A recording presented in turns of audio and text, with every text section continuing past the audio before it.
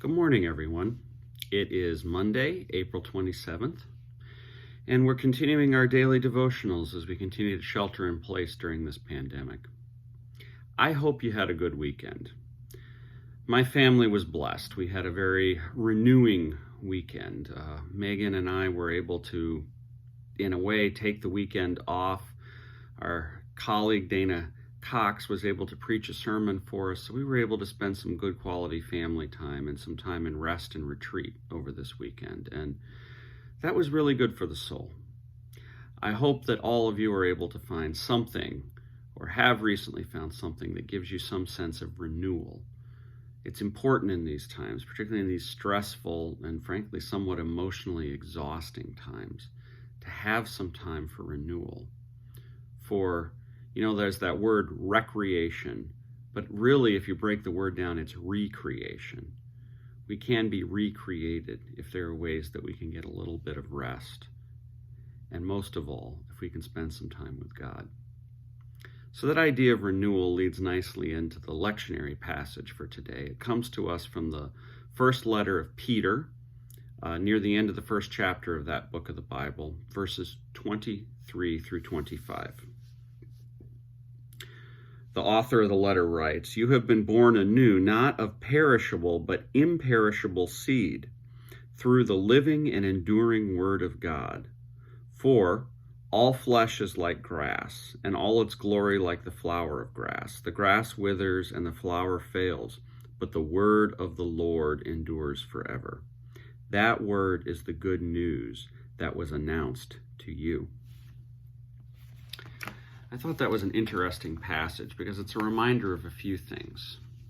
It's a reminder that yes, there will come a time when we leave this world due to death that we will experience a different world, a new world.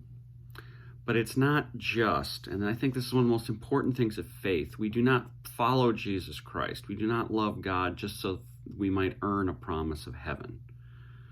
Rather, we follow Christ so that we might be made new. I look at different times in my life about who I thought I was supposed to be. And sometimes I had ideas and I tried to make myself into whoever I thought I was supposed to be. And then there were other times in my life I think I was very much following who I thought society was telling me to be.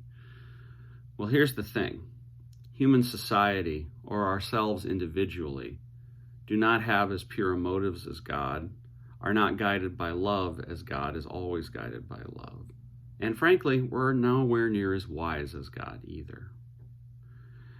But God, through Jesus Christ, invites us to be recreated into the best possible version of ourselves.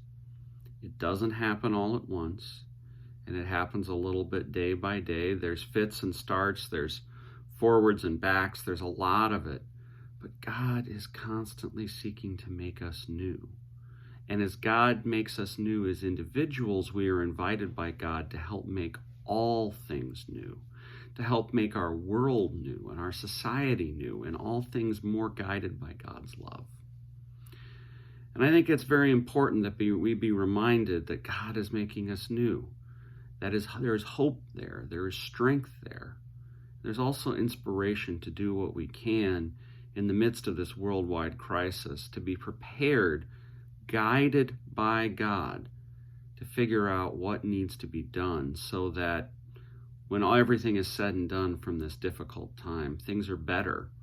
Things are better for everyone. We're not just going to go back to the way it was. The goal is not just to go back to the way it was because it's familiar. Rather, the goal is to let God guide us and show us how things can be better. So may God make you new today. May you spend some time with God to let God work on you in a loving way and make you new. And may we all help make our world new in the ways that we can as we shelter in place. God bless everyone. Take care. See you tomorrow. Goodbye.